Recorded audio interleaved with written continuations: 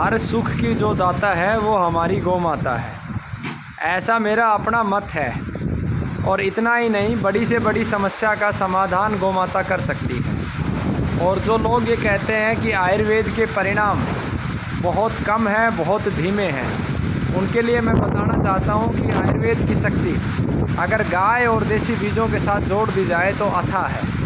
आज मेरे साथ एक व्यक्ति है जिसके घर पर दमे का रोगी था, काफ़ी समय से ग्रसित था, और क्या डॉक्टर कहते थे और क्या परिस्थिति थी इसका मूल्यांकन आप कीजिए। साथ में आप ये भी निर्णय लीजिए कि हमें गाय को बचाना चाहिए या नहीं बचाना चाहिए। वंदे मातरम भाई जी। कहाँ के रहने वाले हैं आप? मैं भरतपुर से हूँ, राजस्थान। आपके पिता को दमे की शिकायत थी? हाँ जी। और कितना पुराना दमा था? ये करीब 6-7 साल पुराना था। और किस विधि से आपका दमा ठीक हुआ? तो आंकड़े की जड़ जो आपका यूट्यूब हमने देखा, उसी विधि से हमने वो औषधि तैयार की और उसी विधि से उनको खिलाया, तो 1-1.25 महीने में जाके बिल्कुल सही हो गए। बिल्कुल ठीक हो गए। और उस बीमारी के लिए एलोपैथी के डॉक्टर क्या कहते थे? वो कहते थे कि ये बीमारी तो दम के साथ ही ख़त्म होगी, तो जब तक दम है तब तक दमा रहेगा। अच्छा, ये मत था एलोपैथी के डॉक्टरों का कि जब तक दम जाएगा तब ही बीमारी खत्म होगी। तो आप ये देखिए, गौ माता की और प्रकृति माँ की ये अद्भुत कृपा है। तो आपको क्या कभी उम्मीद थी कि ये बीमारी ठीक हो जाएगी? एलोपैथी के हिसाब से तो हमें कोई उम्मीद नहीं थी, लेकिन आयुर्वेद में आज भी हम इस चीज़ को मानते हैं कि आयुर्वेद में वाकई में ताकत है। आज भी वो चीज़ें हैं, यानी कैंसर को लोग कहते, ये आयुर्वेद वाले कहते हैं कैंसर कभी ख़त्म नहीं होता, लेकिन ये हमारा दिल कहता है कि कैंसर आज भी अच्छे से सही होता है। हर बीमारी अच्छे से सही होती है, लेकिन होगी आयुर्वेद से। एलोपैथी में इसका कोई इलाज है ही नहीं।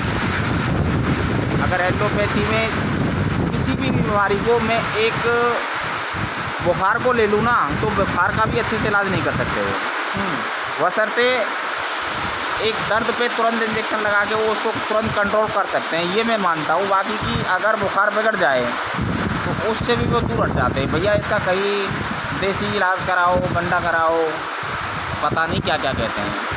आयुर्वेद में वाकई में आज भी दम है, बहुत अच्छा है। आप क्या कहना चाहेंगे गुरुकुल के विषय में और गुरुकुल के कार्य के विषय में? नहीं, अच्छा है गुरुकुल कार्य, और सबसे अच्छे तो हमारे गुरु जी हैं। अच्छा, एक चीज़ और मैं जानना चाहूँगा, इस समय आयुर्वेद के नाम पर भी देश में बहुत प्रकार की विचारधाराएं फैली हुई हैं। जैसे उदाहरण के लिए एक विचारधारा कैंसर के विषय में ये कहती है कि डाइट से कैंसर ठीक हो जाता है। बहुत प्रकार के लोग हैं, बहुत प्रकार की बातें हैं, अलग अलग व्यक्ति की अलग अलग बातें हैं। तो इसके लिए क्या संदेश आप देना चाहेंगे? कैंसर देखो, अगर संदेश मैं यही कह रहा हूँ, आयुर्वेद में वाकई में आज भी इलाज अच्छे से है, उसके लिए आपको विश्वास करना पड़ेगा। और जो आयुर्वेद के नाम पर अलग अलग प्रकार की डाइट और अलग अलग प्रकार का सिस्टम खड़े किए हुए हैं, जिनका आयुर्वेद से कोई लेना देना नहीं है, उस विषय में समाज को क्या संदेश देंगे? उनसे तो बचना ही अच्छा है, वो तो लूट रहे पब्लिक को।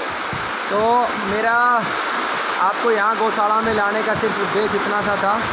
गौ माता की शक्ति साक्षात है, और कितने वाक्य मैं बताऊँ गौ माता की शक्ति के।